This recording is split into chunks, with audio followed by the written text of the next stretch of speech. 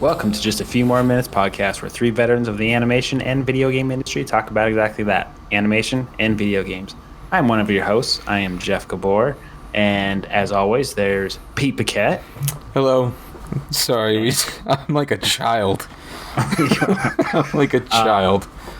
Michael Berardini will once again not be joining us because of his new baby. He'll be back eventually, but we still do have three people. We'll get to him in a moment. But first, as every episode starts, an animation tip. Okay. So this animation tip came to me. God, it's something I've always kind of done, and not on purpose, kind of by accident. Because I always show my wife things, you know. I mean, like, this, like if I'm working, you filthy bastard. If I'm okay,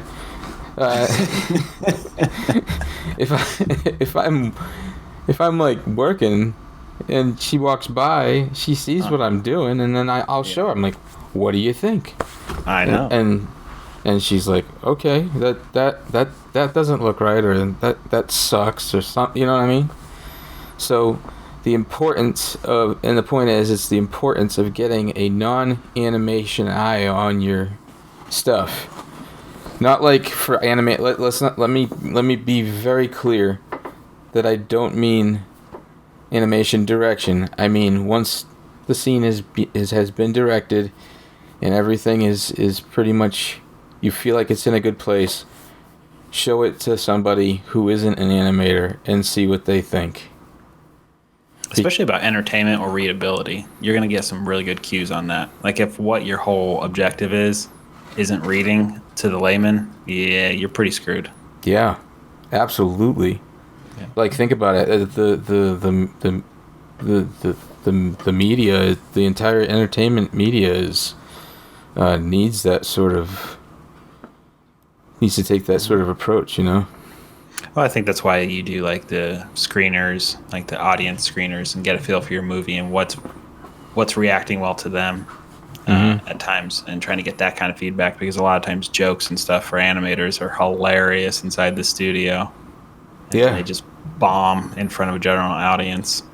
For instance, we've mentioned it before, but our favorite joke in Ice Age 2 was Sid the Sloth when he lost his little rocks, and he just said, "My feldspar." And that joke landed every time to the crew, but it bombed at the audience screenings. Yeah, and that's the thing. The thing is like, you'd never know. Do you remember? I don't know if I've said it on this podcast. I might have, but I'll say it again.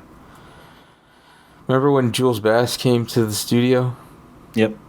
Remember what he said? Like when somebody asked, like, how did you know that you guys were gonna make some of the most like amazing, cherished, beloved animations for the holidays, like classics that you watch every year? How did you know you made something like that, like a phenomenon, you know? His answer was, nobody knows. It's like, nobody knows what the hell they're doing. Do you remember he said that? Yeah. Yeah. So nobody knows what the hell they're doing. You put stuff out there, and if it tanks, it tanks. If it doesn't, but at least try to get like, you throw it out, when you put it out there, try to at least get that opinion in your workflow. You know what I'm saying? It's kind of a nebulous concept, but yeah, man. And I think we got another tip as well, don't we? We do. I am happy to announce every once in a while we will have this fella joining us on our podcast. And we will call the episodes where he joins us JAFMM Jeffro. All right. Hey. Jeffro is my not my youngest brother, but my younger brother before me. And he is the engineer on my indie game right now. Don't you know it? That's me. Hello. Yes. I will say, I will make this clear again. People on Twitter and that kind of stuff, when Pete is referring to Jeff, working on Croom. It's not me. It's this Jeff. Yeah. This Jeff. Yeah. This Jeff guy you want to be talking to. Jeff Paquette. He's got the goods. He knows what he's doing with games. Oh dang! That's a high bar for a crappy tip I'm about to give. Okay, let's hear it. It's kind of a gimme. It's kind of, for anyone who is a programmer is going to be like, oh, I've heard this a million times, but it's worth repeating, and that's don't name your variables stupid names that you won't know what they are later on. Name your variables stuff that actually means something, so that when you read the code, it actually makes sense. So you don't have to actually think about what the variable is. And that's What about if it's like, to make it so you understand it has to be too long? Like, where is the? Yeah, I mean, you don't want to make something that's so long that it's, like, you don't want to have to say like the thrust of the jump of this guy that stands next to this other guy. Right. Like, if you're,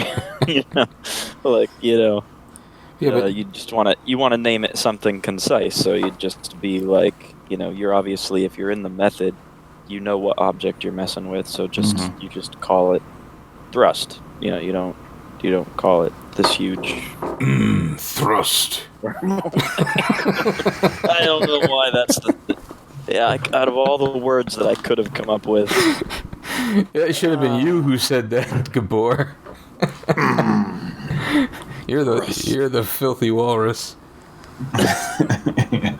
So yes, Jeffro will be joining us every once in a while. The reason why I call him Jeffro is because when he was a child, he was about 4 or 5 years old, he had an afro like you would not believe.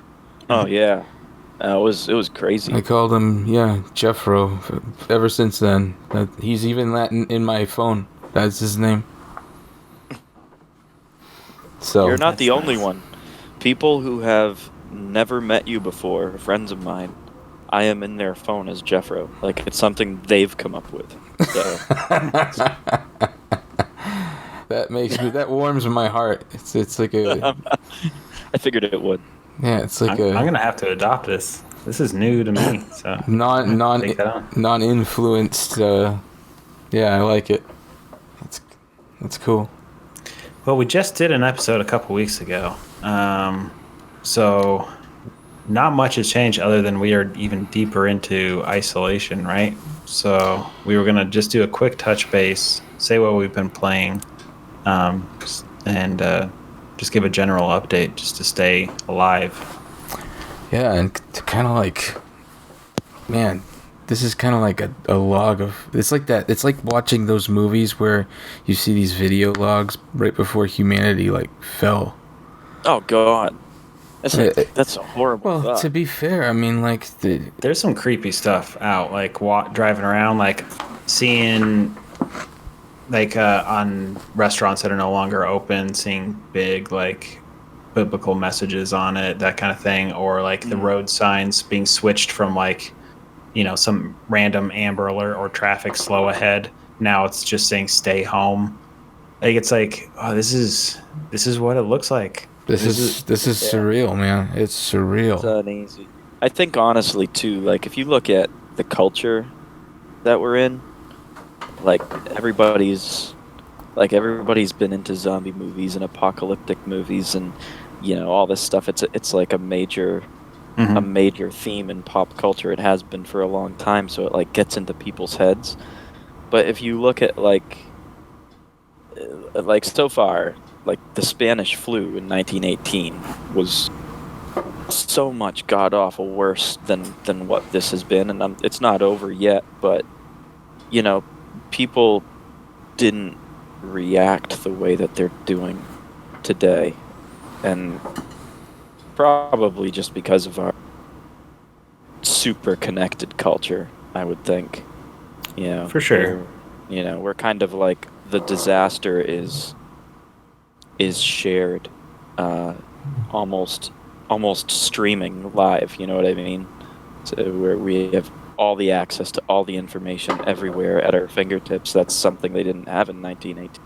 Yeah, they weren't getting an updated death toll every hour on CNN. Right. Yeah, that does a exactly. job on you, man. Like, I didn't pay attention. Like, I literally put the news away for like 2 days. And what a difference. I was able to sleep. Yeah. Like, what a difference, man. You know? It's like, Yep. just take a step back every once in a while. It's good to check in.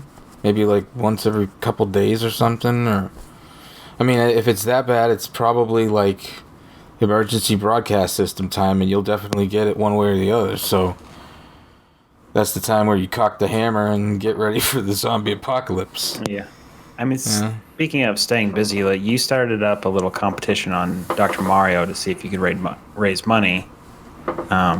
Yeah, sorry, we got all doom and gloom there for a little But bit. it's a nice transition into like, what are you going to do positive about it as Yeah. well. So you came up with this idea that we could all like pledge a certain amount, play Dr. Mario. Whoever the winner or the high scorer will then determine where everybody pledges their donations, right? Right. So you're basically, you're like, how do you say it?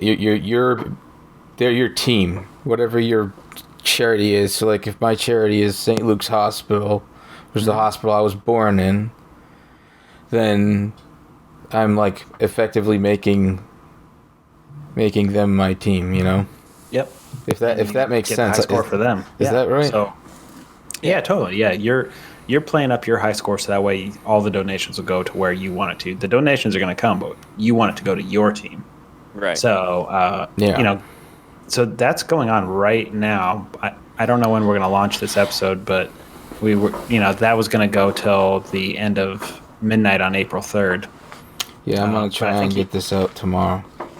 So, see if you can post a high score. Just do something. See if you want to pledge $1 or two, if anything. Anything you can do, and participate with us. And you had some good ideas for follow-up ones if you can get any sort of traction. So Yeah. I'm looking forward to that, whether it gains traction or not. I am dead set now on Jeff. Jeff Rowe, you put down your 55-minute no glitchless Zelda run as a time. Yes. I Yeah. want to beat that. I want it. Like I said, I only went for my record time was 55 minutes, no glitch, and I only hit that once. So my average time when I try to speedrun it is about an hour to an hour and 5 minutes. Okay. But my record time was 55 minutes, and unfortunately I didn't record it because I realized later on when I looked up that I had actually beaten a no glitch record. I was pretty upset with myself, but Dude, you could do it again. I probably could. I have to practice. I'm way out of practice. But Well, there's no better time than now, motherfucker. I think the glitchless record is dropped down to like 38 minutes now. It's super low. how the hell is that even possible? Well, that was the thing I asked you on Discord. This would be good if anybody else wants to participate. What do you consider a glitch? There's a couple things that are like part of the game. So on this, if you plug in a second controller and press up and A, it'll immediately take you to it'll kill you. You can then go to your continue, restart, so you can basically death warp back to the beginning of the game or the Yeah, I beginning only of a use one labyrinth. death warp. Okay. I use one death warp, and it's a natural death warp. It's not a Right.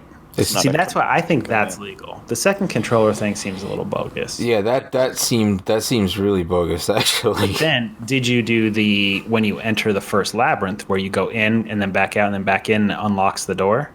Nope. No, that's cheating, man. That's a glitch? I would say that's a glitch. I'd consider that a glitch, totally. Okay, well then I gotta take back that. I was doing that one. That was the only like real glitch because I was like, man, everybody's known that since 1984, 84, the 87, whatever. Like people have been on the playground talking about that one, so I didn't know if that one counted. So the trick is without doing anything. How I was able to get the 55 minutes with, you have to calculate the keys that you're gonna get. Like you have to plan ahead. Mm-hmm. And if you go through a wrong door, you're screwed. So you really have to get the path memorized of how you're going through each dungeon. Pick up as many keys as you can along the way. Figure out which keys are time killers and which keys are worthwhile. Yep. And Yeah, it's like an I absolute critical path, right? It's like yeah, like the 55 minutes one. I didn't need the lion key, the master key or whatever Right. it's called. So I didn't need that one. That was when I did the 55 minutes. But every single play after that, I needed to get it. So yeah. All So right. if you Well, can do I will it without give it the a shot. master key, then you probably will hit my 55. That's fun. That's really fun. What about other games you guys have been playing in the last couple weeks? I went through the Metro 2033 games, number 1 and number 2. I liked number 1 a lot better story-wise, and I liked number 2 better action-wise, if that makes sense. Mm-hmm. But yeah, that was fun. That was a fun kind of, apocalyptic stuff. It's post nuclear apocalyptic FPS. So it's a very suiting thing to play. Yeah. You know what's interesting? The thing that I've been playing the most actually is that RPG battle bot that we have on our Discord channel. And Epic RPG. Yeah, it's the Epic RPG battle bot. And I've been playing that because, like I mentioned in the last recording, in times of like crisis, I just work. And that's all I've been doing is just been working. And like working and spending time with the family. Like there's a chunk of time where I just put everything down and I just focus on the family, and then the rest of the time I'm working, just to keep myself completely distracted from what's going on. And the things that we've done, that we've created over the past like couple weeks have been pretty remarkable. The religion, and the religion and the what was the other thing we did? The idea of we actually wrote a really in-depth rule set for this competition that the fundraiser. Yeah, the rules still exist. So if like people start doing it and it becomes fun, we have like an official rule set. And we showed it to my friend Joe, and he was like, it's like this is good that you did this. He's like, but just throw it out there. He's like, start it like really discreet. Just throw it out there on a tweet or something. It's like, okay. And that was great advice that he gave, because if we had actually put time into launching this whole big thing and then like only 3 people joined, it's like okay, but growing it this way makes a lot of sense. So just starting off with this one game. And I've been working a lot on the for our server. We're making our own bot for the server that's a Croom game. So it's almost like it's in the same genre, I would say, as Epic RPG, but you're not leveling up and stuff. It's all gear based. So a lot of the items and stuff like that from Croom are carrying over into the bot. So that's been fun. That's been a learning experience for me. So been doing a lot of that. Yeah, and like people have been, a lot of people have been contacting me and making connections. Like, hey, you know what? Let's get together. Let's like brainstorm some ideas. Let's try this. Let's try that, and introduce some people to other people. It's pretty cool. It's a pretty cool time because everybody has the time now to actually like act on things they've been thinking about, if that makes sense. Right. So. Yeah, almost. I mean, and then there's the added strain. Like, I know for me, I've been homeschooling my kids, so trying to juggle that and work has been tough. And then, my wife is a full-time student, so it's been very busy around here just because of that. But we're trying to make it work. My work has been really gracious with me in regards to schedule-wise. So I'm on vacation this week. But when I go back, I'm probably going to start doing like a split shift. Okay. So, so it's been, it's nice to have people that understand the situation and are willing to work with you. It's nice to work for someone like that. Yeah, totally. It's pretty interesting too to see just like the community get together and just help each other out. Like my wife goes and helps the neighbors. She'll like if she goes out and gets like milk or something, she'll ask like the neighbors who are elderly couple if they need anything, and she does that for a lot of people. And it's good to see other people doing that sort of thing too. I know she's not alone in doing that. Yeah, there's a lot of good stories going on like that. Yeah, totally, absolutely. There's definitely like you posted a little bit of news about Last of Us being postponed indefinitely. I guess I don't know if that's in relation to just the idea of zombies and post-apocalyptic pandemic type stuff. If they're like, maybe that's not the best timing. Yeah. No, according to the article when I read it, it had more to do with just the support, giving players the support. Okay. In this time, but I only glanced over the article. But it's crazy that that this is even affecting the industry that is essentially virtual. Yeah, I wasn't. Maybe I should read all the fine details, but it's like there's such a hunger for entertainment right now. It doesn't seem to be a financial decision necessarily, because it seems like everybody's clamoring for it. It's like who doesn't want to play that right now? But yeah, the quote in the article says, while it's in the final stretches of development, there are logistical issues that will prevent it from ensuring the best experience, including the simultaneous global launch. Yeah, that stinks. Oh well. So about that last thing that you said, Pete. Yeah. Starting a religion. Yeah. Sorry. I have to put my phone away because family's like. Oh, they're also. It's just like I've never texted so much in my goddamn life. That's what everybody's saying about this. Yeah, I've never texted so much in my life. But we hinted at it last week. You stumbled upon, I don't know what you want to call it, but there is a religion now. Yeah, I stumbled upon an image on Google. I forget exactly what I searched on Google to find it. But I ended up getting a walrus.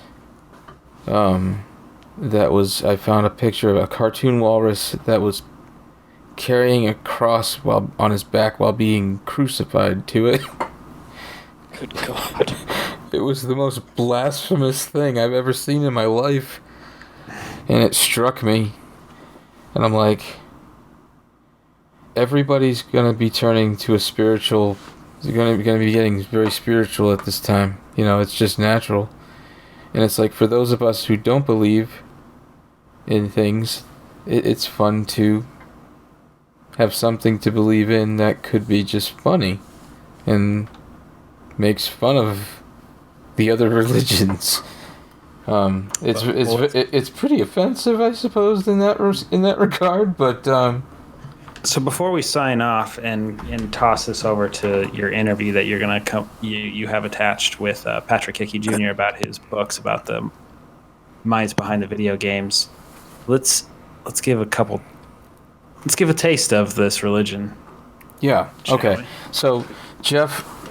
So I should preface the fact that Jeff, if for those of you who haven't heard the last episode, Jeff was the voice of the Walrus in the Treehouse Studios puppet show we did together years and years ago. And so I have since the religion is based on a walrus, I have asked Jeff to do the voice of Dennis, the divine. 6502.aff.006. Take unto your heart, pulsing chamber of Leon, shorn fragment turnip.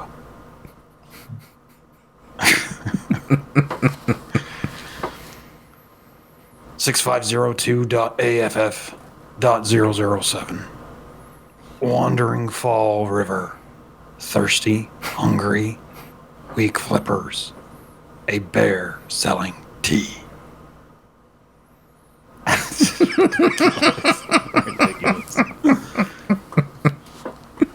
6502.aff.008. You delicious bear, I was robbed of my gold beads. Tea must be postponed. That's a good taste of it. Oh, Mystical man. Walrus, mysticalwalrus.com if you want to check that out. Yep. And I also have a Twitter handle for him, but I just don't know it right now. I have so many Twitter handles. I think it's like Divine Walrus or something like that. Dennis Divine, or I forget. But the point is, it's just for fun. It's my friend Samchai has been helping me write it, and he literally writes. He just sits there. Jeff can attest to this. My brother can attest to this. Samchai can just sit there with a pencil and a pen or a keyboard and just write. He's a very talented writer. He just writes whatever comes to his mind, and it is the most funny, obscene, ridiculous shit you will ever hear in your life, right? Yes. So this is the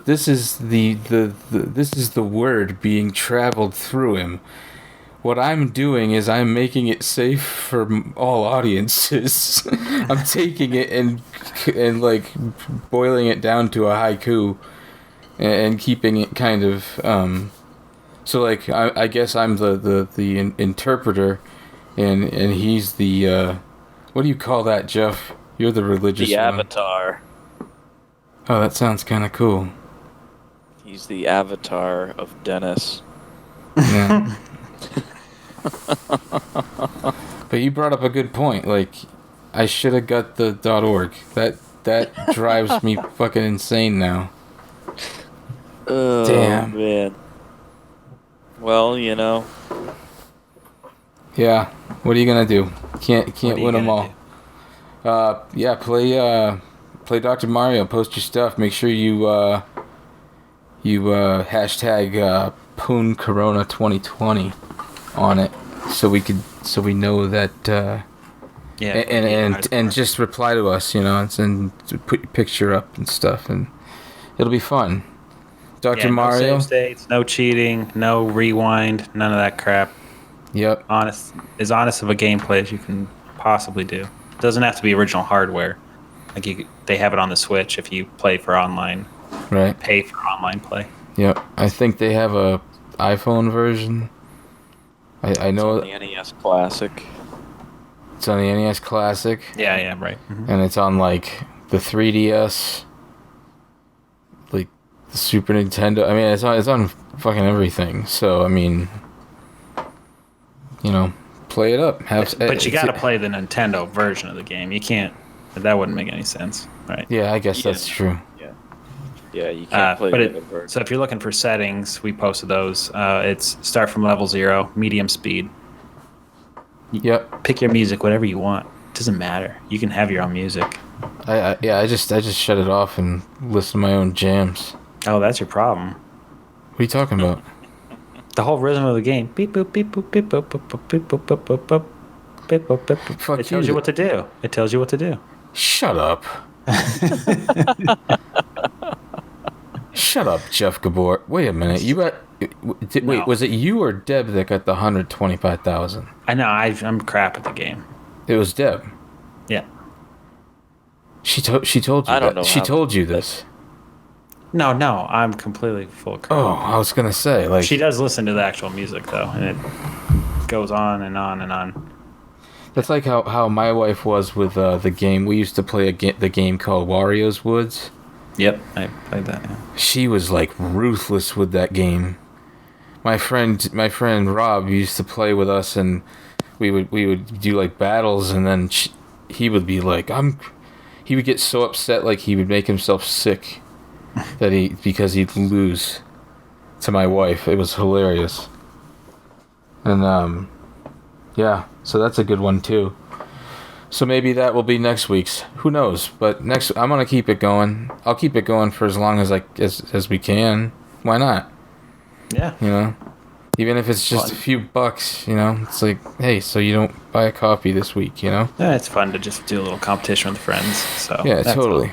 All. I'm gonna just make sure I get 54 minutes and 30 seconds. That way I can entice Jeff to come back and play. Get it back. I'm talking to you, Jeff. Yeah. Okay, well, just tell me you'll do it, and you don't have to. You don't have to. I'll do it. Oh yeah. All right. Well, this has been a good episode. Any last words before we send this off to Patrick Hickey? Well, just wash your hands, man. Wash your hands. If you haven't caught this yet, just keep doing what you're doing. Sage advice. Right? Maybe I'll cut that out because I'm kind of stupid. Or I'll just keep it in because it's kind of funny because I'm so dumb. All right. This has been Just a Few More Minutes podcast where three veterans of the animation and video game industry talk about exactly that, animation and video games. Let's take it away to Patrick Hickey's interview with Pete and Jeff, I believe, right? Yep. All right. You guys take it away. Drunk bastard.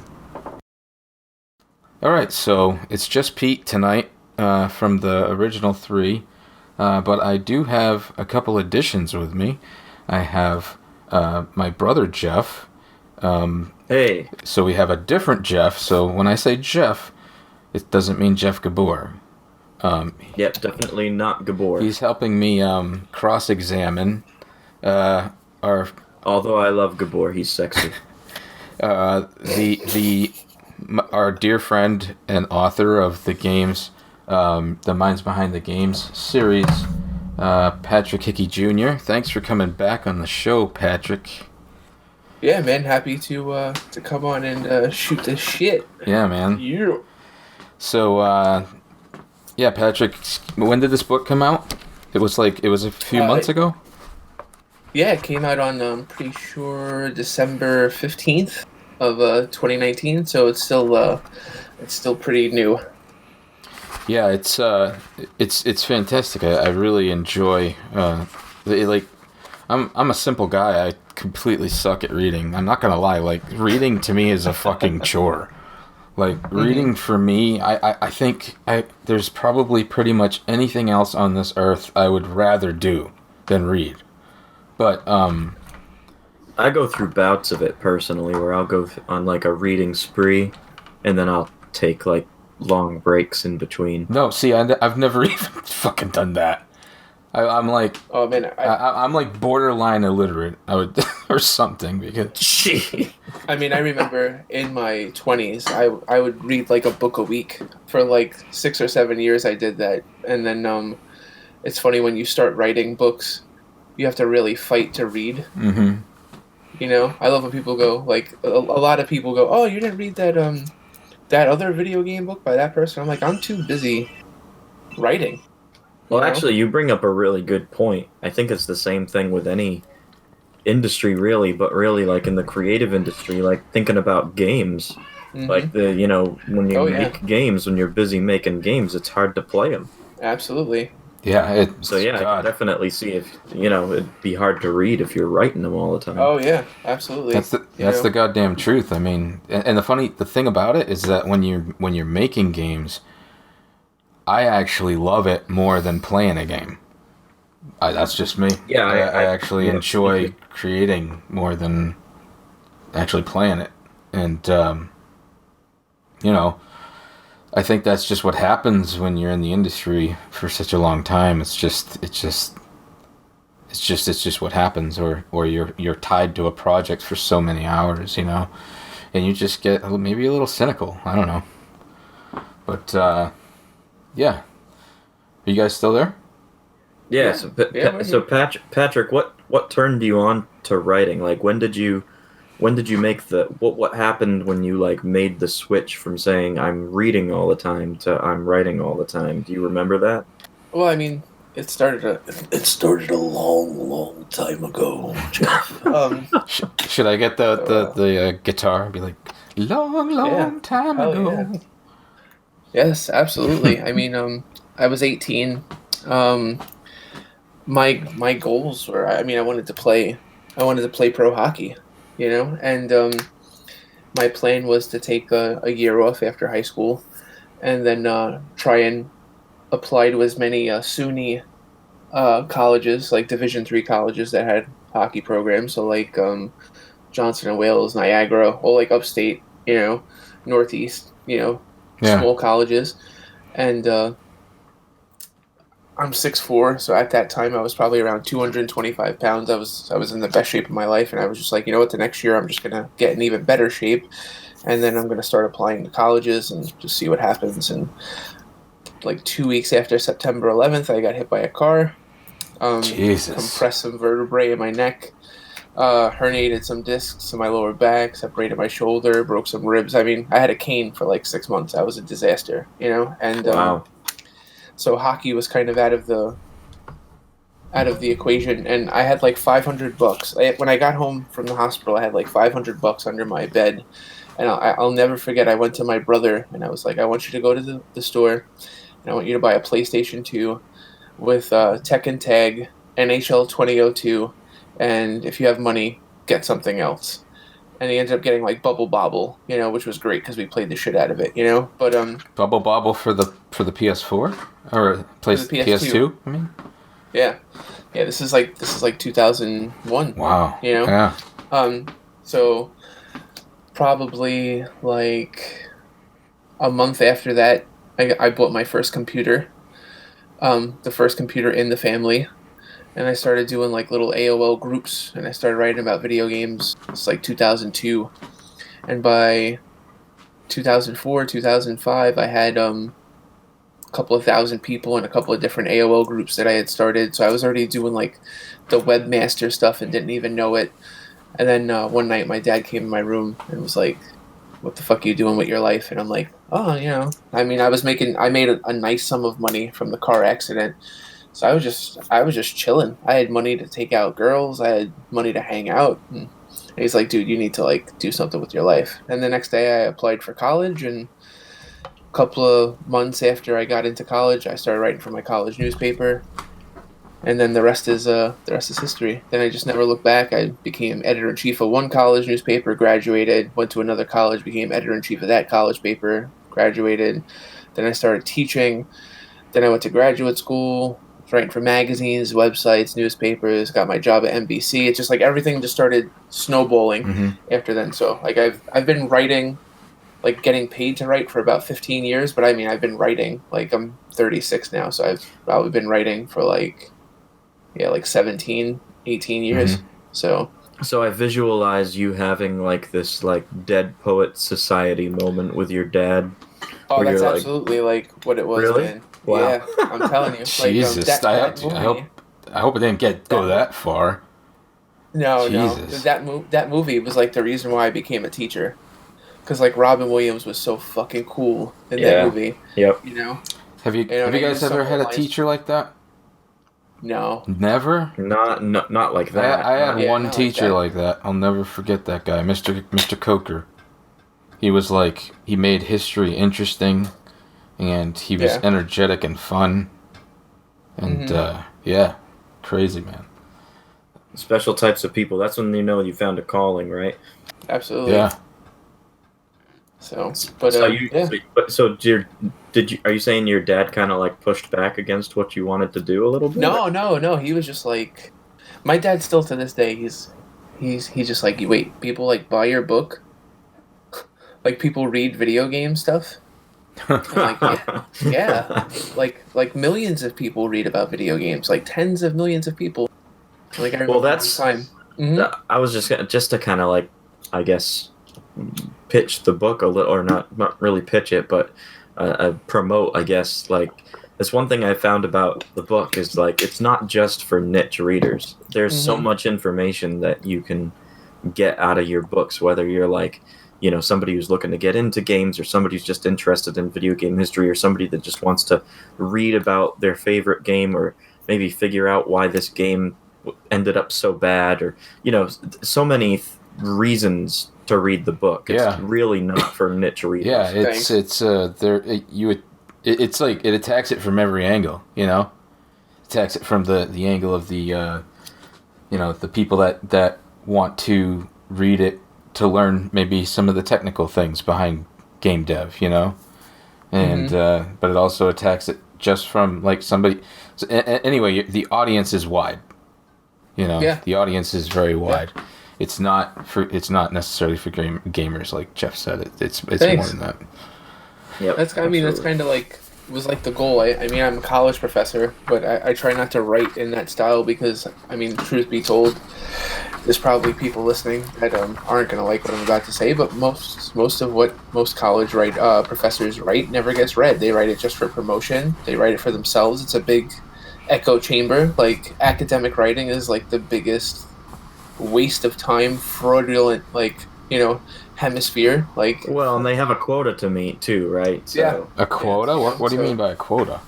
They have to write in order to get tenure, to get promotion, you know, all of those things. So, I mean, in my circles, my writing isn't even considered academic. So, they don't consider it academic. That's ridiculous. Yeah, as a weird kind of anecdotal story to that, when I was in college, my senior project, my professor, I got to a point where I was supposed to basically write a research paper that she was going to publish, and I got to a point with it when I told her, I was like, look, this is not like a novel research paper. This has been done a million times before, and it's actually like a failure. And she like pretty much straight up told me, like, it doesn't matter, we just need to publish this. Yep. That's ridiculous, man. Absolutely. That is so ridiculous. Like, I gotta say, like, that was something I was gonna ask you. Like, do you see? Okay. So obviously, right now the nation's in a time of crisis, right? Do you see schooling going back to the way it was? What do you mean, like Little House in the Prairie style? Or no, like, more along the lines of like entirely virtual. It just seemed. You mean go back to the way it was before the outbreak? You mean? Yeah. Do you see it going back to the way it was 2 weeks ago? Okay. I thought you meant like, you know, just like everyone kind of does their own thing. I think there's going to be a much bigger demand for online teaching when this is all finished, because people are going to see that they can get a similar experience and they don't have to deal with people. Yeah. I mean, because I've taught online for a decade. So I can tell you that if I have a student that's good virtually, they're just as good in person. Yeah. If they do all the work and they know their stuff. Yep. But I was one of the first animation mentor teachers for like 7 years. You know, I was able to really tell like exactly what you said. I was really able to tell just right from my class like who were the top picks of the class. Yeah. And I wasn't supposed to, but I said, hey, you know, these guys are pretty fucking good. You might want to hire them. Yeah. But I'll never. Yeah, I definitely think there's going to be a bigger demand for for online classes, which is, you know what, honestly is good, because I'm not a fan of the politics of academia. You know, it's like I said, I've been teaching for 14 years and I'm still considered the young guy. And by next year, I'll have 5 books out. I mean, there's not many 36-year-old college professors that have 5 books out, you know? Yeah. And I feel like I don't get nearly as much respect as I should. So but, just I mean, because it's video games? Just because it's video games. Yep. And it doesn't matter that I'm a journalist and I have a master's degree in journalism and I went to journalism programs in the entire country and that I was an editor at NBC and I run my own site. Like, none of that stuff means anything. So ridiculous. Yeah, I mean, it's you have this kind of stigma that society puts on video games where it's kind of like they're viewed as toys, right, Mhm. by like a lot of people. So it's like, oh, you know, you're what is this book for kids? I can definitely see that mentality coming through, especially with professors and stuff like that. I mean, parents do it too. I mean, Pete, the first time I met you at Long Island RetroCon, probably like 15 minutes before you came over to me, to my table where I was sitting, this woman comes over to me and she's talking about how her son's in wants to be a video game developer, and my book looks interesting. How much is it? And I said $40, and she goes, yeah, I'll give you like 15 for it. And I'm just like, no, it's $40. And she's like, wow, it's really expensive for a book. And I'm like, I didn't want to tell her. Like, listen, it's obvious that you don't care about your son, because I mean, there's a wealth of information in here, and it's more than just stories. If he can read this and get into it, then he's got the bug, and you know, he's going to be great, and this will be a really cool experience for him, and it's only going to cost you $40. Yeah. You know, like it's a win-win situation. I was just like, okay, I'm sorry. I'm like, if you change your mind, I'll be here. You know. Did she come back and?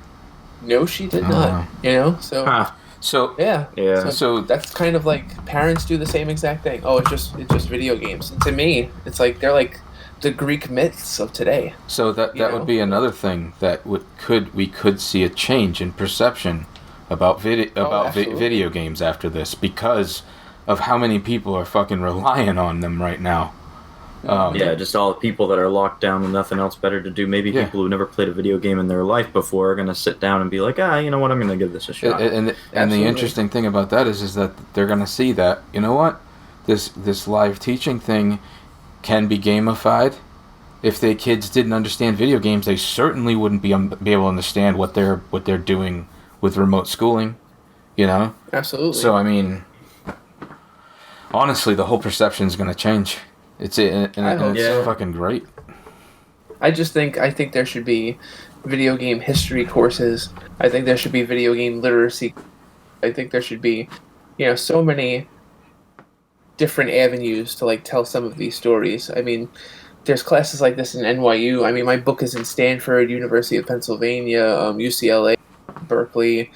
I mean, it's important. What I'm talking about and what these developers are talking about is important. And I just feel like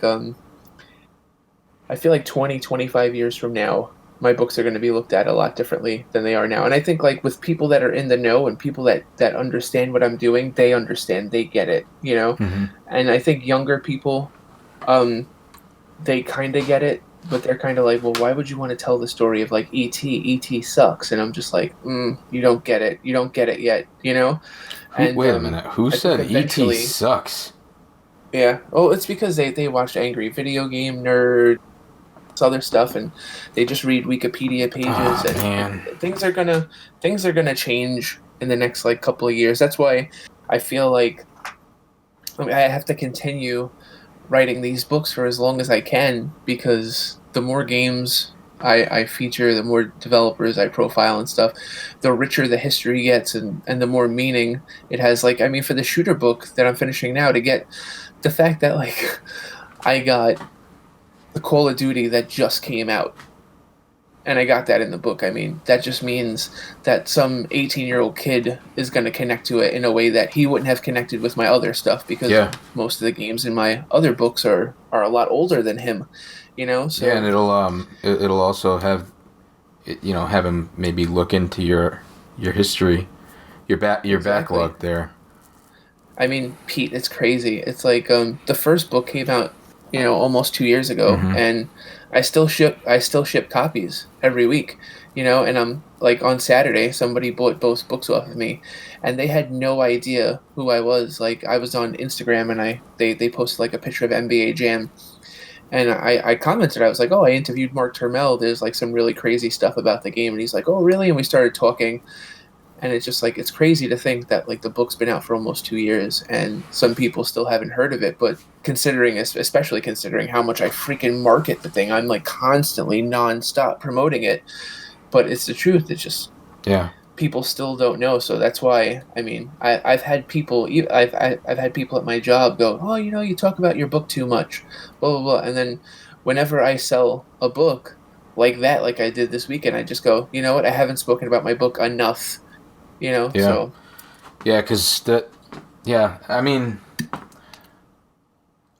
I don't see it that way, like that people see it, but like for me, like when it comes time to like say, hey, Kroom's coming out, it's gonna be very difficult for me to make that switch to like, okay, I gotta market this. it's gonna be weird. I mean, I've learned a lot, like being a one-man band over the last 2 years, and see, that's the thing too. That's like an entire other job? Oh yeah. Itself. I mean, I spend like at least 3-4 hours a day on Instagram alone, just trying to connect with people and trying to just share. Like Gary V is a big inspiration to me, Gary Vanderchuk, and he says if you're a creator, you've got to create like 50 things a day. Like posts on social media, articles, this, that, the other thing. So it's like, every day I try and produce like between Facebook, Instagram, Twitter, like anywhere from like 50 to 75 posts just to and hashtag them and get them out like as much as possible. Because I mean, if people don't know what you're creating, then they don't know and they won't know. So yeah. So I have a question for you, Patrick. So how long has it been since the Minds Behind Adventure games came out? Since December. Okay. So, and then the Minds Behind the games, the original, came out when? In April of 2018. Okay. So have you... Are you doing math, Jeff? No. Well, kind of, I guess. No, I'm really interested because, so you hear the argument about residual income, right? So, like, especially with startup companies and like specifically, I think with indie developers and a lot of like single one man shops. I feel you read posts about. The typical, like, how much money can a game dev make? You look through all that, and, like, everybody asks the same question. Well, what about, residual income? After I make, like, 5 games, aren't I supposed to, like, be making more money?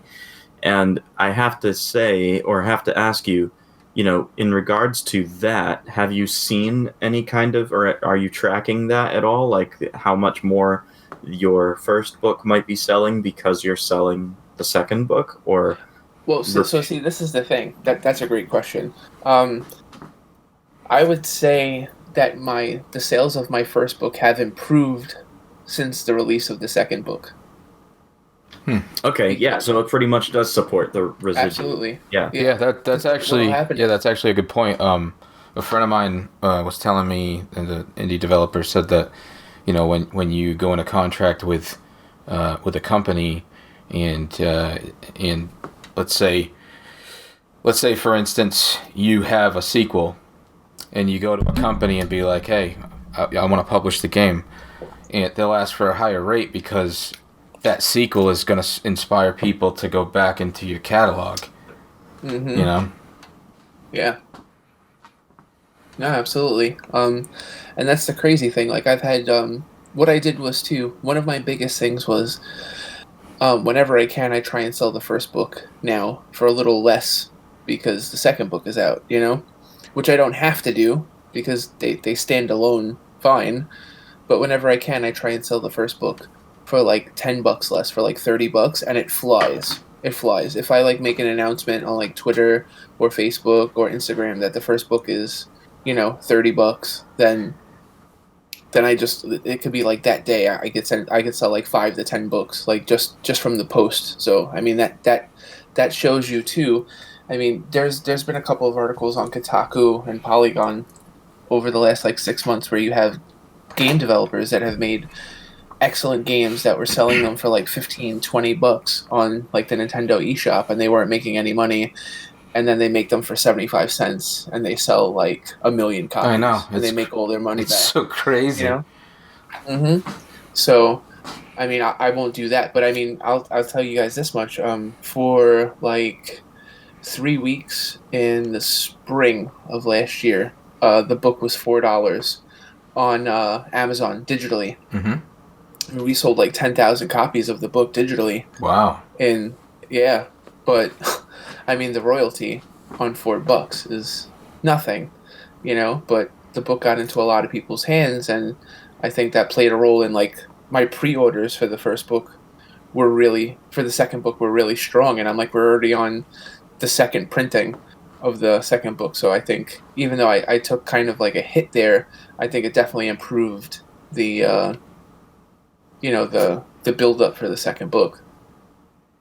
Yeah, I mean, well, the second book is fantastic. Can I run down the list, or would you rather do it? Yeah, I could. It's up to you. The second, you know what it was too? It was like the first book. I don't want to say happy to be here, but it's like I was still like learning how to do this. Right. And I just had somebody finish the first book the other day, and they were like kind of giving me a play-by-play as they were reading it, and they're like, "Oh, it's awesome! I love it!" Blah blah blah. And I read it now, and I still like it, and I think it stood up okay. But I mean, the first book has 36 games. The second book only has 31, but I feel like the quality of the stories in the second book is better than the stuff that was in the first book. So, yep.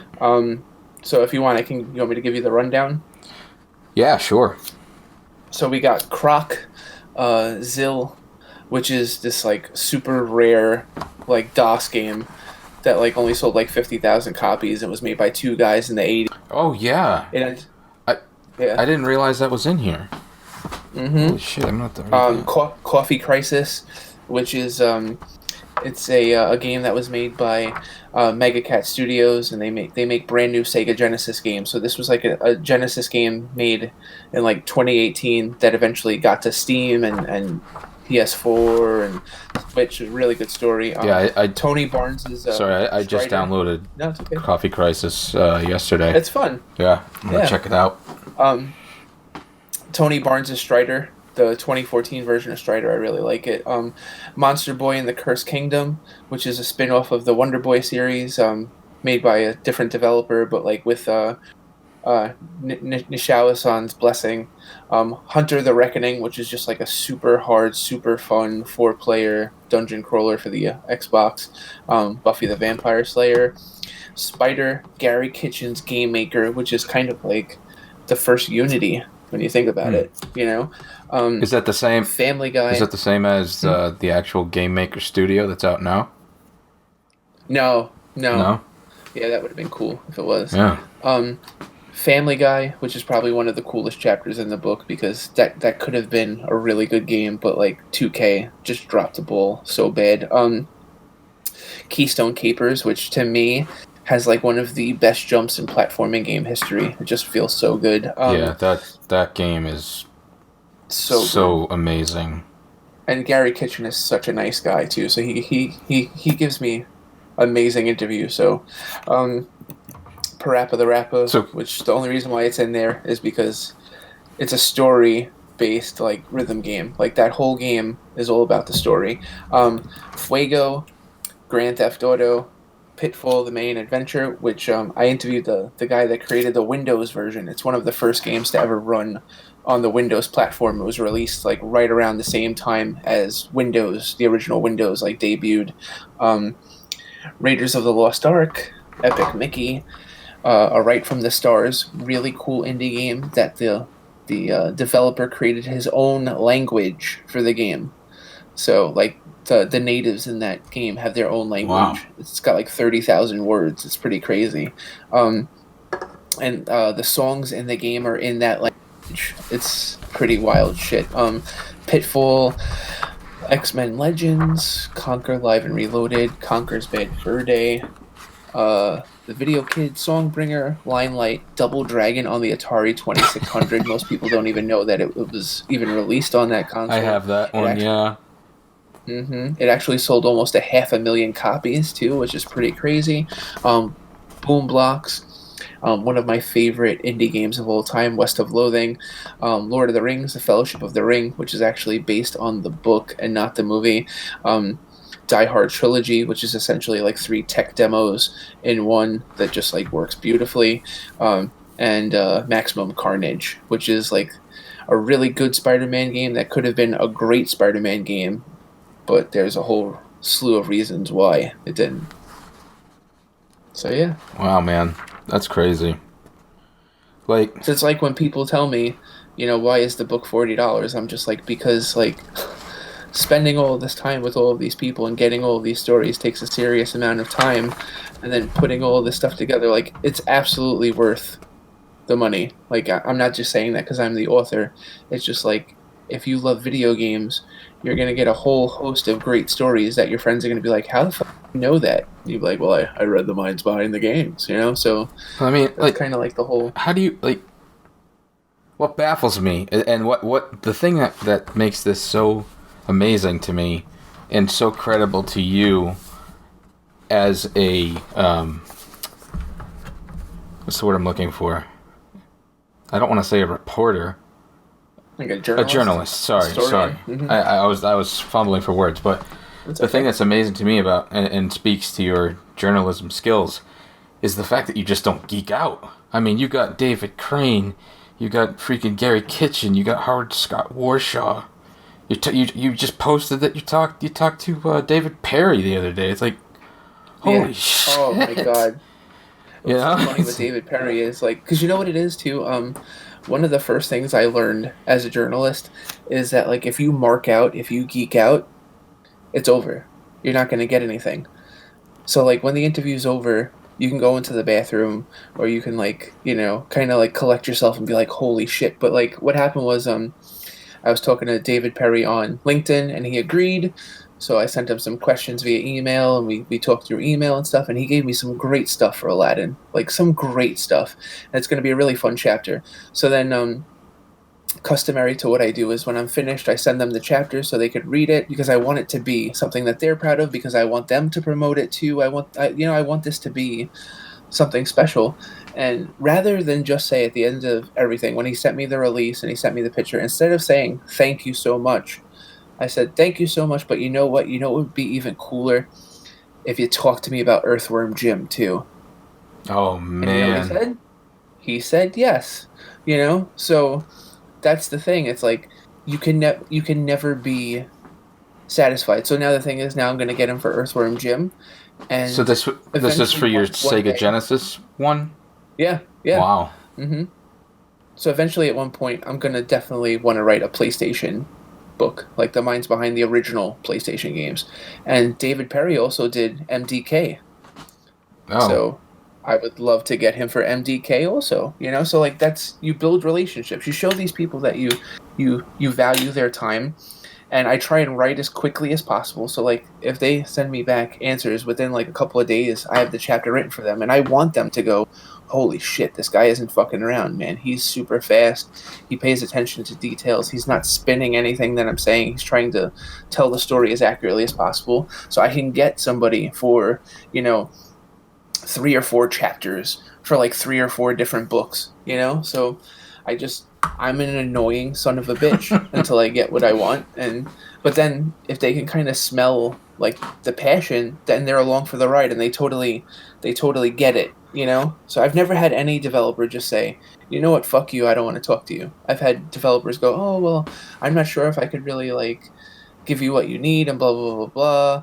And then I just say, well, if you can't give me enough, then I'll get somebody else from the development team too. But I'd still like to include your voice in the, in the book in some way, and they usually always say yes. Did you want to talk to my friend Jim Jackson? Yeah, sure. He's Absolutely. he's that animator that worked on the Aladdin game. I didn't know if you want. See, and the thing is, the animators in Aladdin were so important because Aladdin featured hand-drawn animations in the game. Mhm.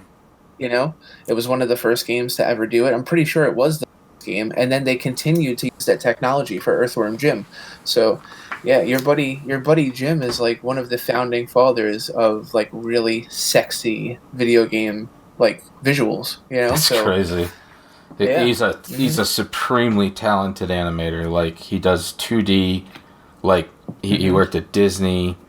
He and his 3D stuff is top notch. It's like guy is just amazingly talented. Yeah, I would love to talk to him because I mean, at the heart of that Aladdin game, you had So the reason why David Perry's games are so good is because he couldn't understand the Japanese like programming manual for the Sega, so he just basically hacked the Genesis. He basically found a way to push the console What? in ways that it hadn't been pushed before. So a lot of people will play a David Perry game and go, it feels like very Japanese. You know, like a Shinobi game or a Streets of Rage game, and it's just he found a way to push the system harder than like any other American before. Wow. So you have that, and then you have Tommy Tallarico. That's impressive as hell. Because Aladdin has great music, you know. Yeah. And then you have great programming, great visuals, great music. I mean, you can't fuck that up. And then you have a Disney license on top of it, and Disney gave them everything that they wanted. And they had a very short. I mean, Aladdin was developed in like 7 months. That's crazy. Mm-hmm. I mean, that's just. I mean, can you can't. I don't think you could. People don't do that anymore. David Perry said he's like, it wasn't fair. You know, he's like, he was sleeping in his car. The crunch was so bad. But he's like, at the end of the day, he's like, you got Tommy Tallarico doing music. You got Disney giving you all of the source material. You've got him programming, and you've got cutting edge animation. It's like they wanted to work super hard on this because they knew they were creating something special. Yeah. So Yeah, I mean, I guess that's part of the like one of the perks of also working with an established IP, right? Is that you don't spend a whole lot of time in the mill, like spinning your wheels trying to figure out what you're developing in regards to the concept and stuff like that. It's already there. You just have to figure out how to take that concept and gamify it, right? So then you can just kind of churn out the stuff. Absolutely. The guys, I spoke to John Miller, and he did the Spider-Man game on the Genesis. He did X-Men 2 Clone Wars. He did Tasmania. He did Shakan. And they were all about getting licensed games because they were like, you know what? We want to take a game where we know it already has a base, and we don't have to like write a story, and we could just develop something. We could gamify it, you know? And they were really good at that. And Bert Sloan, the other programmer that he worked with, was a huge fan of the Japanese Genesis style, like the Shinobi games, and he tried to mirror that. And that's why, I mean, not a lot of people know that Shakan and the original Spider-Man on Sega Genesis were developed by American teams, but they absolutely were. Huh. You know, so. Wow. Chakan. So. That game was hard. Well, and see, the thing is, in the Genesis book, when it comes out, I explain exactly why it was hard. Hmm. And it's Interesting. It wasn't hard on purpose. We'll just put it that way. Well, that's the kind of stuff that I love about these books. That's the kind of stuff that comes out when you read it. And I know, like, another reason, like, for this book, I think the chapter so far, I haven't read through the whole thing actually yet, but the chapter so far that stood out the most to me is the Grand Theft Auto book. Chapter, rather. Because, you know, they go into, like, the problem they had with Sony. Yeah. I just lost my mind. Like, as a programmer, like, it felt like I was there in the room with these guys, you know, Yeah, like... the quotes for that chapter are awesome. Like, Dave Cowan, I was just talking to him today, because, like, I wanted to make sure that he got his copy of the book, because he pre-ordered it, and, you know, I sent him a message, and he didn't get back to me. And, you know, there's obviously been a lot of stuff going on in the world. So, he's like, I got it, and I've been reading it and stuff. He's such a nice guy. He actually works on Minecraft now. He's on the Minecraft team at Microsoft. Oh, that's cool. And he also he programmed the 50 Cent game on Xbox. Oh. So it's like, yeah, he's awesome. But when he gave me that quote that you're talking about, I was sitting there and I'm just like, I got a fucking great chapter. Yeah, Like- oh, I mean, do you mind if I read it? This Sure. this Yeah, go ahead. portion of it, Yeah. because I think that if there's any programmers that listen to this, they're gonna want to buy this book after they hear this, because this is some of the gold that kind of shines through. So what happens is that they've submitted their final copy to Sony, and then Sony comes back and they couldn't approve it. And Cohen said that the conversation went something like, Sony, so we can't approve this game. It crashes. Us, we've tested it on all of our dev hardware and test stations. We've done our own QA and everything checks out. Are you sure? Sony, yeah, it crashes. Us, where does it crash? What are the circumstances? How can we repro? Sony, oh, you can't. It crashes. Us, okay, so can you give us any more information? Sony, yes, it crashes. No more info. Sorry, all we can tell you is that Japan says it crashes. Us, which test kit model? Sony, we can't tell you that.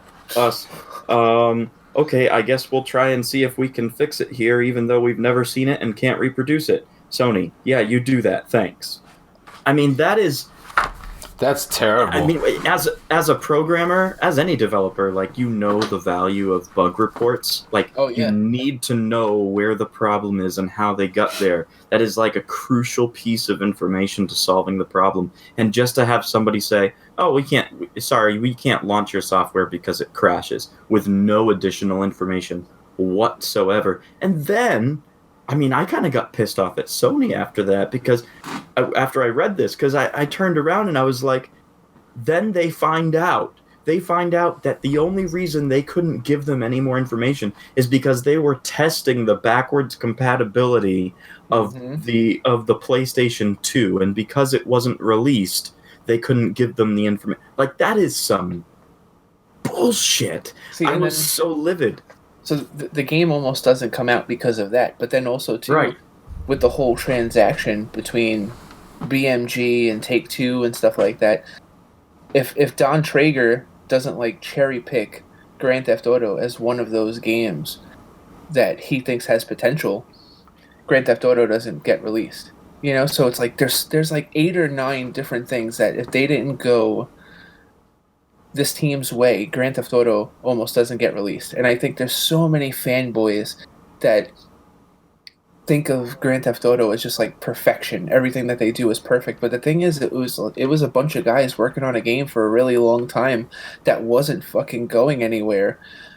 And then they got lucky with a couple of things, and then all of a sudden it started to come together. And I think that chapter is a story that more people need to read, because I think it would make you appreciate the series that much more, you know? Well, yeah, I mean, it baffled me, the wizardry that it must have taken and the endless hours of just grinding away at the code to find what they eventually found was a single occurrence of a null pointer reference.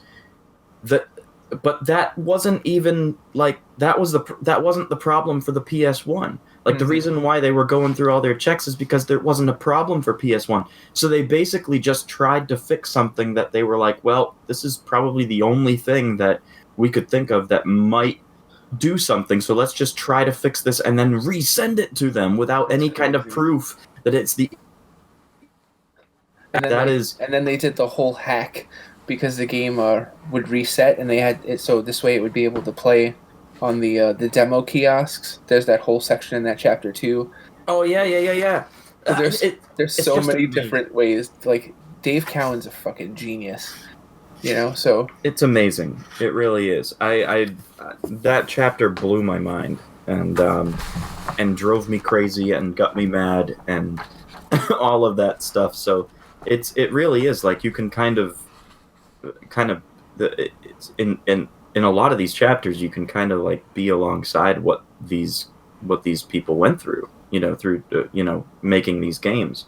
Yeah. And I think it's a huge eye opener to people who want to make games, because I think there's a lot of people who romanticize the idea of making games like they when it really comes down to it, they actually don't want to make games. They really want to play them, but they think that they'll play them by making them, and they don't find out the amount of work that goes into it. It's like the complete opposite thing you could do. Yeah. So it's like, like I remember when I actually I ran an intro to programming class for it was just a volunteer thing that I did for like a STEM hour of code session, and I was teaching middle school and high school kids, and I used MIT's game making program called Scratch, and because it's really super simple and fun and lighthearted way of doing it. And there were people that were there were some kids that were like that came in there and they were like, "Oh, this is awesome! I can't wait to get started." And by the time they left, they were like, "Man, this sucks." And then there were other kids that came in and they were like, "Oh, this is stupid. I don't really want to do it." And by the time they left, they didn't. I had to like kick them out. Like they didn't want to leave. So it's really funny to see that kind of like, I guess, disparity between what people think the game industry is and what it actually is. Absolutely. Yeah. It's like you said it before, how if you're a programmer, you can go in and appreciate it in one way. If you're somebody that just likes to play games and you want that kind of like ESPN 30 for 30, like look behind the curtain, you get that, you know. So there's like a whole bunch of different reasons why each chapter can touch you in a variety of ways. If you just want to read about like people have to go through for their dreams to come true, there's that whole angle. So I love the Double Dragon one, the Double Dragon chapter. If you don't mind me reading a little bit. Yeah, sure. I was particularly interested with the concept of trying to figure out how you can get at its core a 2-button game into a 1.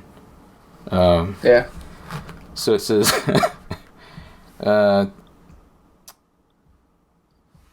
so again, how would the far less advanced 2600 version be able to handle the type of animations needed to make the game look good and feel like an arcade beat 'em up?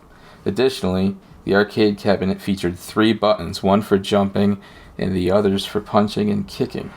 The 2-button NES controller wasn't an optimal solution, which there was one, right, for the Atari? There was like a 2-button Atari controller. Man, I don't remember that at all. Was there? Was there? Yeah, there was. I swear to God, there was. I'm gonna look it up. Look it up right now. Mm-hmm. So, which forced players to press 2 buttons to jump simultaneously. So how would the 1-button 2600 controller be any better? Many developers would have seen these obstacles alone as enough to stay away from the project, but Kitchen saw an opportunity. I left Activision in 1986 with my brother Gary and a few other designers and started Imagineering, a game development studio. Activision came to us in 1988 to develop Double Dragon for the Atari 2600. I enjoyed playing Double Dragon in the arcade and looked forward to the challenge of porting it to the Atari 2600. Porting it to the Atari 2600, even when it would be appearing on the NES and Sega Master System, where it would be a far superior game, yes, Kitchen was prepared to do it. But why? Remember, this was different time in the industry. So it goes on to talk about like the whole, all the different challenges and I just love that quote of like, he saw everybody else was like stay the fuck away from, but he saw it as like something that would be innovative. It's smart. He's just, and the thing is too, I mean, it's not the greatest game, obviously, but it's got 2 players simultaneous. Yeah. It's got 2 players versus. I mean, he did a lot of stuff on an Atari 2600 game that just was never done before. His version of Ghostbusters on the Atari 2600 is actually pretty cutting edge. Like, he was able to do a lot of cool shit on the 2600. So yeah.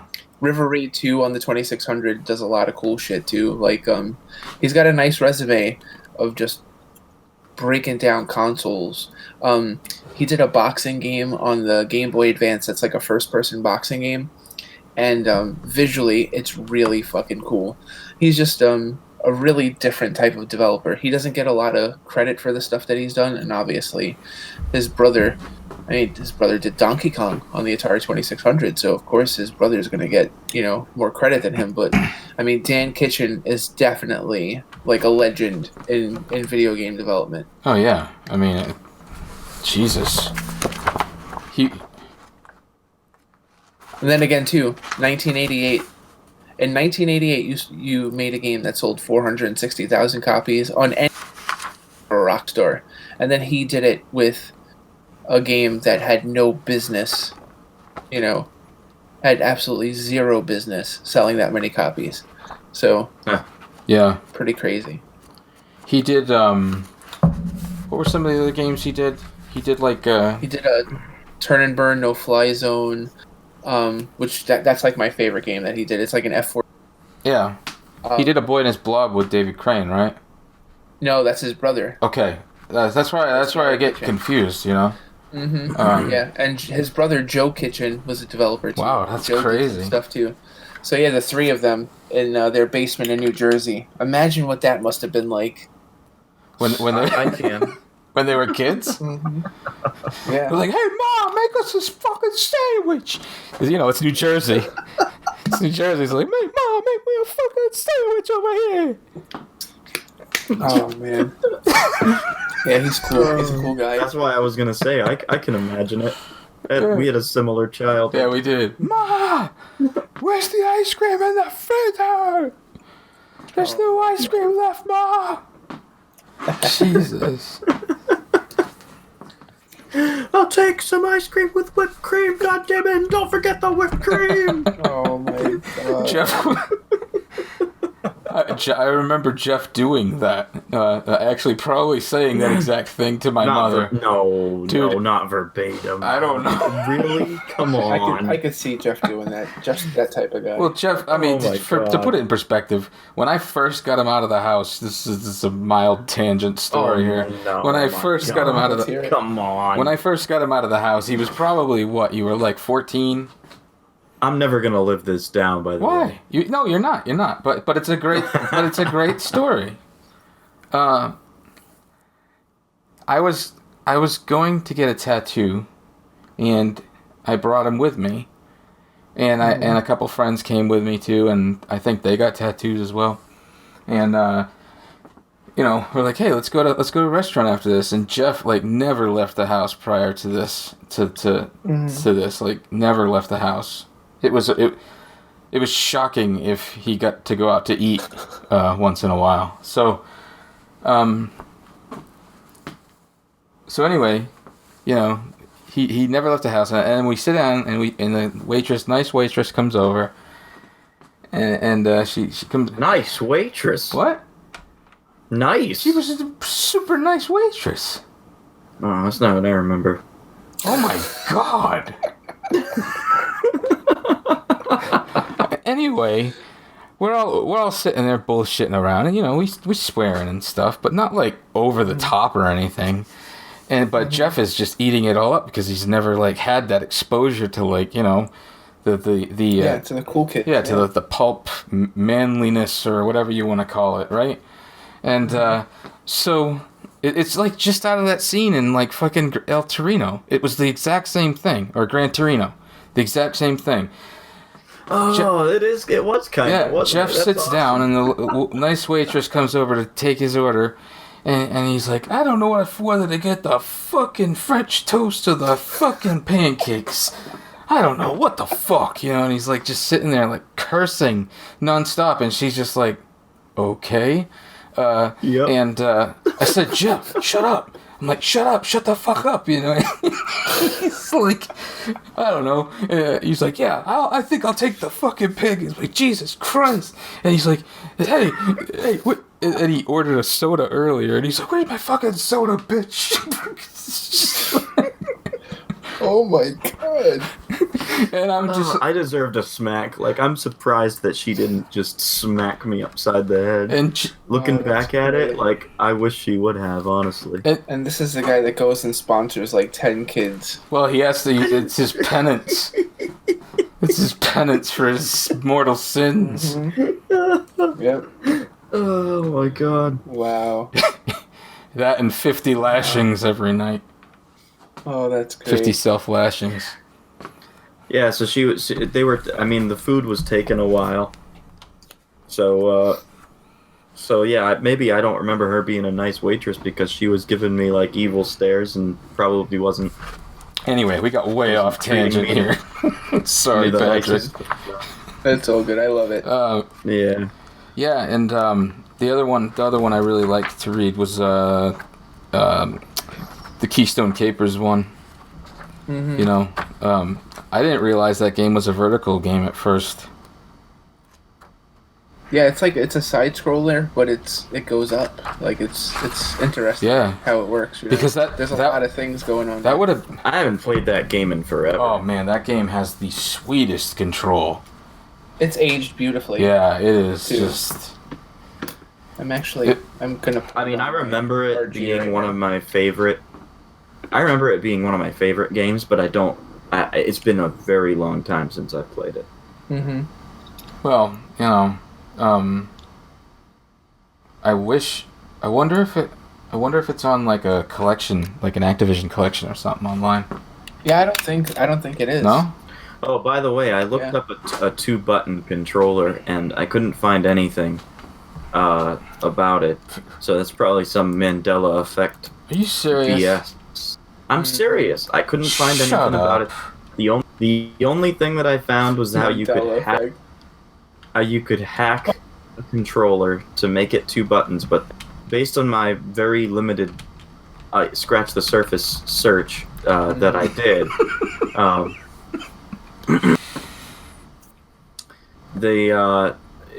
it seems that what's that? That can't. That's not legit though, is it? Hold on, I'm telling you. No, that wasn't it. I swear I saw something that looked kind of like this with orange buttons, and I'm losing my goddamn mind. Oh well. Here's another one with a 2 button. His goddamn mind. Well, I know that they were Ooh, saying. have you that, seen the new Atari controllers, dude? They are beautiful. No, I haven't seen them. They just. Oh yeah, those are nice looking. Yeah. Man, I really hope Atari actually puts out a console. I know. I would love to see them make a comeback. I would love it. Anyhow, yeah. So then. Yeah, they so had then, some. I was gonna kind of start a Go new ahead. section here, and so Oh, then yeah. you could tell we never do this. So Patrick, you started doing some voice acting, right? Yeah. Started working with a couple of losers in Rhode Island. Hey. That's like me saying you're from New Jersey. You guys are the best. Well, see, the thing is too, it's Rhode Island. Rhode Island from Quahog. You guys are from Quahog. But so I started working on a couple of indie games before I met you, Mm-hmm. and those experiences have been lessons learned, and I've had fun, and I got to edit story for a game, and I got to be a lead voice actor in a game, and I can go on the PlayStation Store and the Switch and play the trailer and see my voice and see me control the character in the Padre. It's great. It's But cool. man, like, and that's like a dream fulfilled. But like the stuff that we're doing with Kroom, I think is just it's so different because I mean, I'll never forget the first conversation that we had. Like you guys were just like, yeah, so this is our idea Mm-hmm. for a game, and it wasn't bare bones. You guys had plenty of background, but then you were like, yeah, just fill it out, write the rest of it, like just build the world. And I'm just kind of like, fuck. Yeah. Like I'm a non-fiction writer, Like, am I like over my head? And I was trying to like vent to my wife about it. My wife was basically like, "Shut the fuck up! Like, you can do it. You know, Well, like don't bitch about it. Just do I it." wouldn't have asked you if I didn't think you could do it. No, I know. Uh-huh. And then I mean, probably for me, one of the turning points of the dev cycle so far for Kroom was like I mean, I thought the story was solid before, and it's just like I haven't napped in a very long time, because whenever I nap, I get a message from Jeff that a planet has died or a race has died.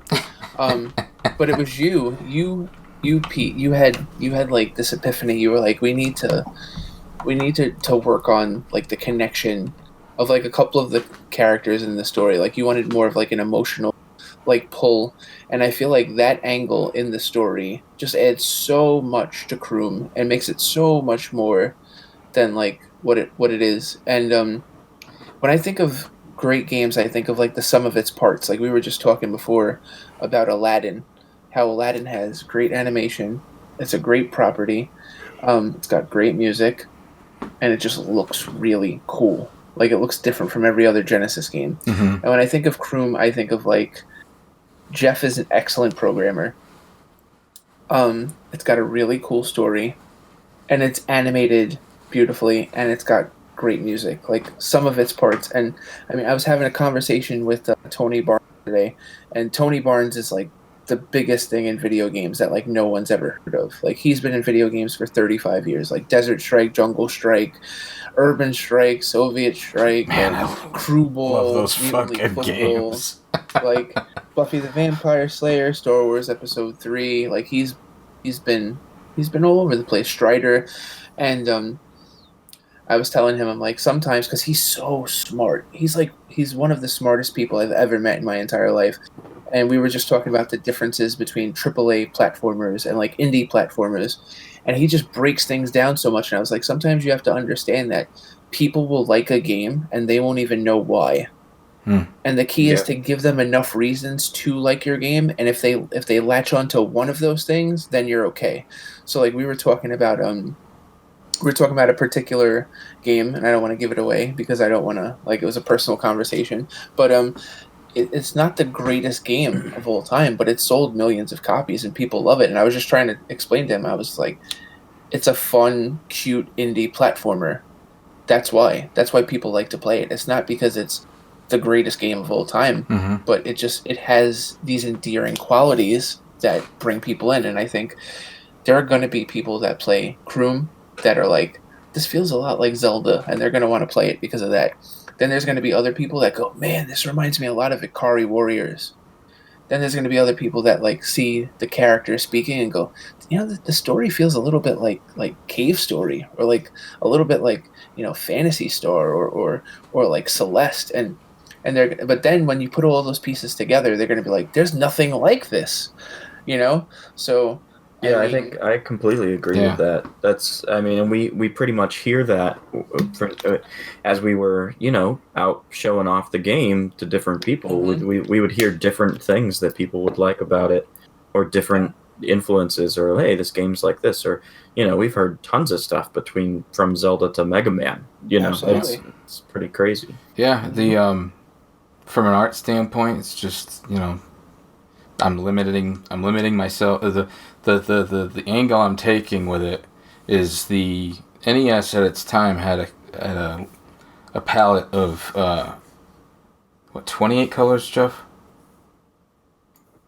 I don't know what the total palette is. I forget exactly, but I have a program called A-Sprite that I do all the art in.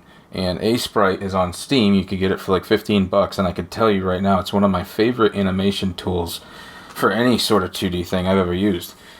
And it supports even higher res as well. I haven't really tested really into the HD realm, but it's like one of my favorite programs to use for like 2D art. And so with A-Sprite, what was I saying? I'll cut this part out. You were talking about the limitations of the Nintendo console. Oh yeah, color palette. Mm-hmm. So what I did here was I made sure that I followed the color palette, you know, whatever 28 colors or whatever, limiting myself to that, but not limiting myself to the rendering limitations, like the rendering limitations of like, okay, you can only... The rendering limitations are very, very, very strict on the Nintendo. Yeah. So you can only have 3 colors and black on the Nintendo at any given time. It's crazy. So, in an 8x8 tile. yes. So Yeah. So what we're doing is we're like, okay, so you got 4 colors, maybe we'll add a color or 2 in there just for like little highlights and stuff. And and like highlights, shadows, and it's looking really cool. I was very like, I would say probably what inspired me the most is remember the animation from like I'm trying to think of a game that's even kind of remotely like, probably Earthworm Jim actually is probably the closest thing I could think of animation wise, because I'm also really expanding limitations of frame rate as far as like how many frames I put in. So like if you have a NES game, the NES limitations were like, okay, you can maybe have 2 frames, maybe 3 if you conserve, maybe 4, if you conserve even more. And but like much more than that, it gets really difficult. But so I'm kind of like pushing those limitations as well. And it's sci-fi, it's like Phantasy Star was one of my favorite RPGs growing up. Probably one of the most influential RPGs I've ever played growing up. More so than any Final Fantasy game, and Phantasy Star 2 specifically. So this is kind of like a sort of like it doesn't look entirely Genesis-y, but a lot of the imagery is inspired by Phantasy Star. So I feel like the Genesis gets such a bum rap when it comes to RPGs, because I mean, for me, the Genesis was the sports machine. Like, they had the best sports games, and all of those Square games came out on the Super Nintendo, like Secret of Evermore, Secret of Mana, Final Fantasy, Mario RPG. But there is a host of excellent RPGs on the Sega Genesis, like Beyond Oasis, and, Phantasy Star, Shadowrun. All of these games don't get nearly as much credit. I mean, that was one of the inspirations for the book I'm working on now, the minds behind the Sega Genesis games. But Sword of Vermilion also was another one. Sword of Vermilion. I mean, we could have a 3-hour conversation about great RPGs on the Genesis. Yeah. And it's like, yeah, man. Whenever we talk about the story and you start like interjecting like the things that you want in there, I'm like, he's such a Sega guy, and it's good though. It's great because, I mean, everyone's been influenced by the Nintendo, and everyone thinks it's sexy to wear like an Atari shirt from time to time, but it's just like Sega did so many things that they don't get credit for. And like, look at this. Look what I got on my wall over here. Let's see. Yeah, that's awesome. Oh yeah, I remember when you bought that. The Altered Beast. Yeah. The Altered Beast. It's like a lithograph, so like you can walk and it moves and his face like morphs. It's really cool. I was just playing that game the other day. It's timeless. Welcome to your doom. Yeah, welcome to your doom. Rise from your grave. That scream came out so good. We're still gonna use it. We're still gonna use it. Just so you know, in Croom we snuck I had this weird idea one night. I was watching a YouTube clip of Altered Beast, like some guy dying over and over again, and it was it is the most funny guttural sound that probably existed in video games at the time. And so I asked Patrick, speaking of you doing voiceover, I asked you, I said, can you do this? Like, do a version of this? And man, you freaking nailed it. We had that at the head of the reason why I wanted him to do it was because I wanted it to get people's attention to look at the game when the logo came up, which I still don't think is a bad idea. Yeah, I still don't think it's a bad idea either. You know? But who knows if there'll ever be any conventions anymore. But at the very least, we can scare the shit out of people nearby, right? Oh, absolutely. It's really funny too, because like when we first before we recorded that clip, or while we were recording the clip, I used the actual sound clip for a placeholder, and then you sent me the clip, and I was like, yeah, it's great, and I put it in there, and then when I went back the next couple of days later to work on the game, and I splash screen came up and I heard that scream, I was like, I still have to change that sound. and then I went to go look at it, and I'm like, oh wait, no, that's actually Patrick's recording. Yeah. So you really did nail it, because you guys edited it well though too. I'm gonna put it in this. I'm gonna splice it right here. Mm-hmm. Yep, there it is. I think we're coming up. We're coming up on. Yeah, we're over an hour now, but so I want to wrap this up. Thank you, Patrick, for coming on. Is there anything else you'd like to plug or? Yeah, sure. I just want to say that the book is available like wherever fine books are sold online.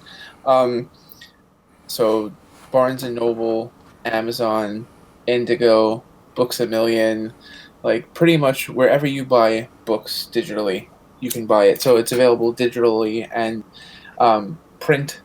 However, the best place to buy my book, if you're really a fan of video games and if you really want to, see my work continue, is my official website, patrickhickeyjr.com/books. What happens there is you order the book from me, and then I am actually going to prepare your shipment for you, and I ship the book out myself. But the cool thing that happens there is I'm going to know where you live. So what I'm going to do, though, is I'm going to email Satan? you, and I'm going to be like, you're from Detroit, you're a Red Wings fan, you're a Tigers fan, and I'm going to want to have a conversation with you and get to know you, because, I've been to so many bad book signings over the years, and I've just promised myself that I never wanted to be like one of those authors. So Jeff Gabor is a perfect example. After he ordered the book, I messaged Pete, and I was just like, what is he into? Does he have any favorite teams and stuff? And Pete was like, oh, he's a big Broncos fan. So I just went in my man cave, and I have tons of old cards and stuff that are just kind of collecting dust, and I like to put and you took a piece of shit and you smashed it together and sent it. Oh my god. No, but I ended up putting in a Carl Mecklenburg card in there, who's a pretty damn good linebacker in his day. It's a 33-year-old football card, and it was Jeff's favorite football player when he was a kid. Wow. And he was like, dude, he goes, he retired in 94, but I used to make him in Madden 2001. Wow. And put him in the game. So it's just so Jeff's awesome because, he bought the first two books and he appreciates my work and stuff like that. But for me to be able to kind of connect with him in a way where the day he got the book, he sent a picture of the card in the book. It just it made my day, because I know that that card meant something to him, and he, and we have a connection because of that. So that's kind of what I try and do. I try and create an experience for people where it's not just a book. It's that you're part of something. A couple of the chapters that got into the adventure book were because people suggested them, and then I went out and I found the developers and I got them in there, like Zill and Croc. And Pete, you told me, you were like, I want General Chaos in the Sega Genesis book. And I went out and I found the guy and I interviewed him. Please, Patrick, please.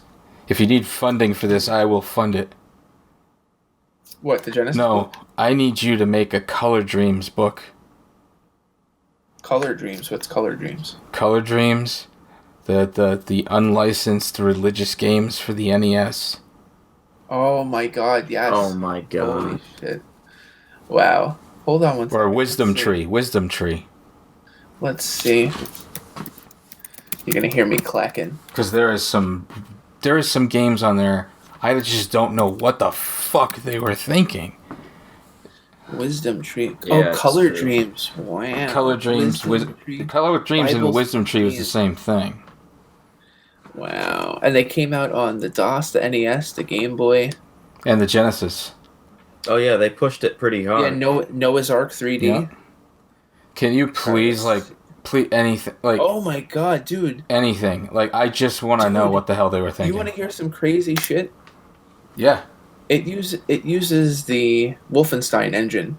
Oh yeah, the Super Noah's Ark. Yeah. Yeah. Yep, Yeah. it does. Yep.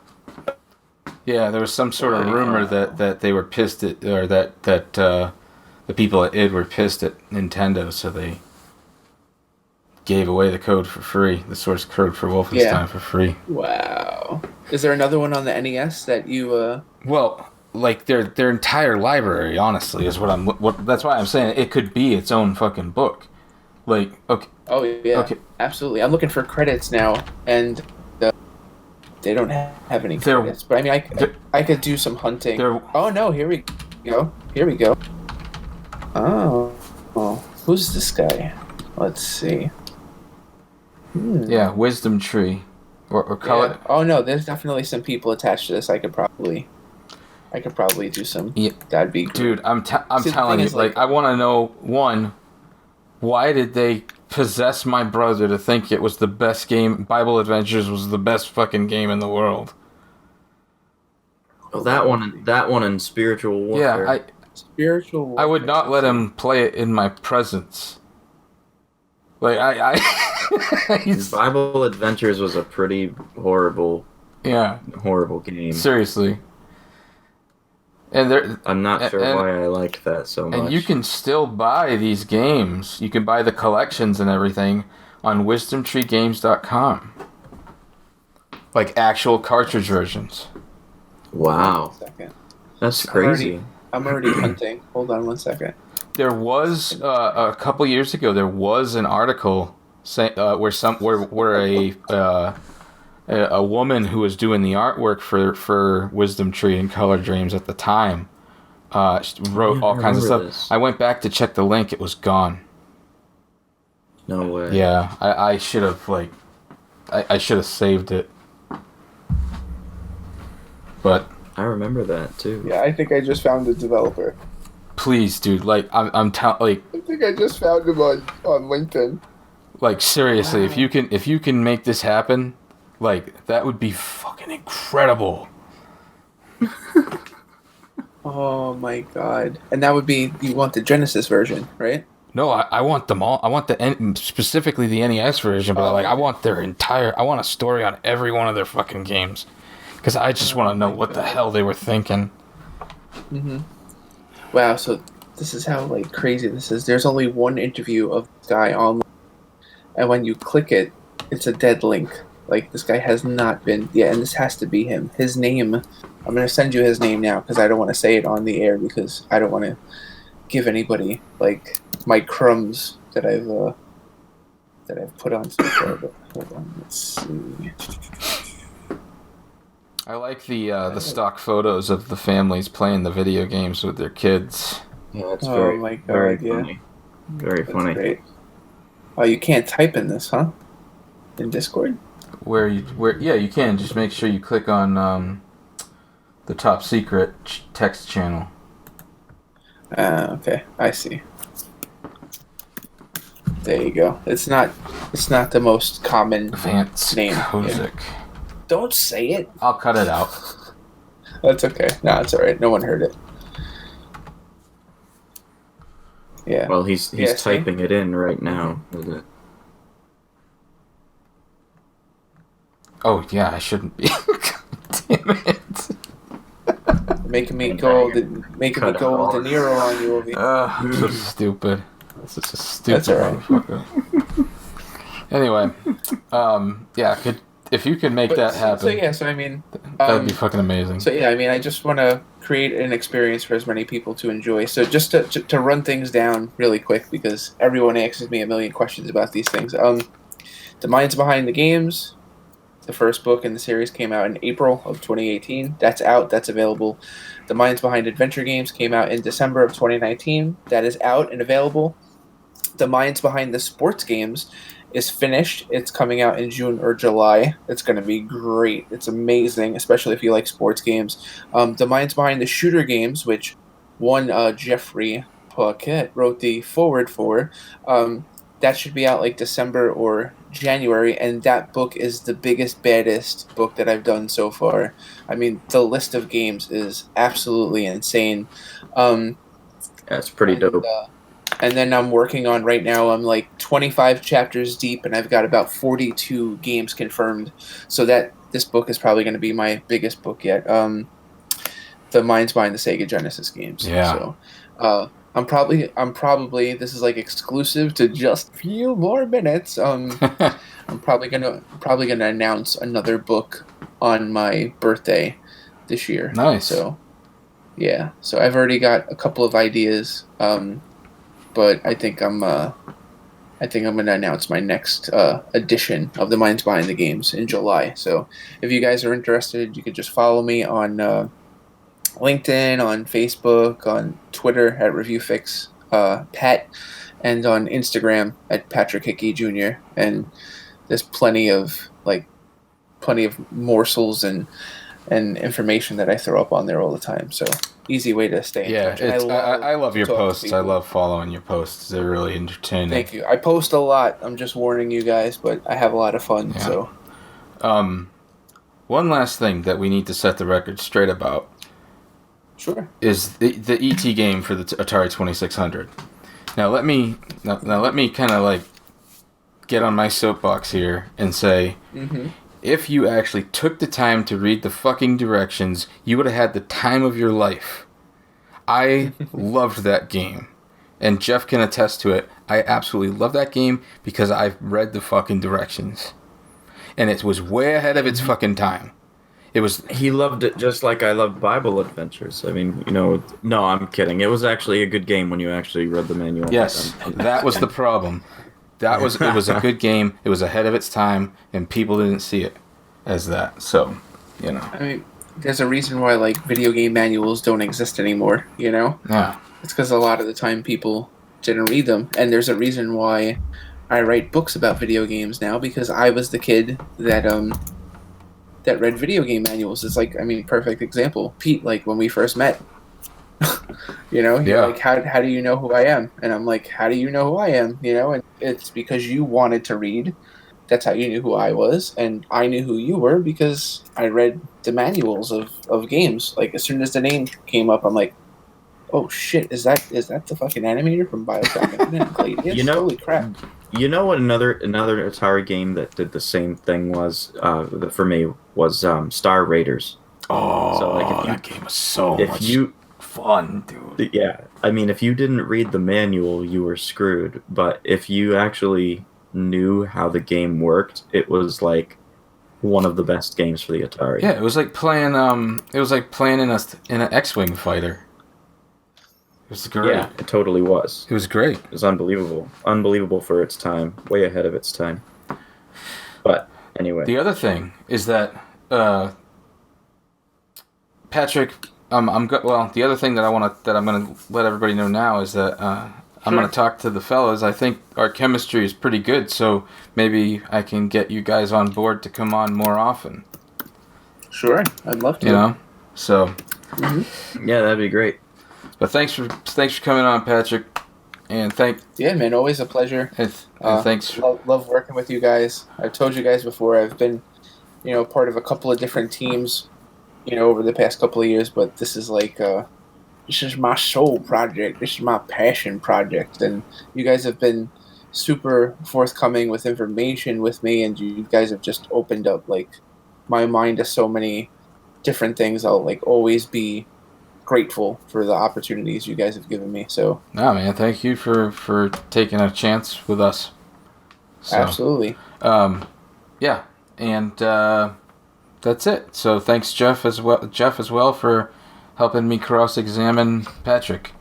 So it wasn't just a bunch of incoherent rambling on my end. It was fun. So, all right, thanks, fellas. Have a good night. Oh, All right, one last thing. See you. One last thing to everybody: stay safe, stay healthy, stay the fuck home, and wash your hands. Yep. Uh huh. Don't be nasty. Later.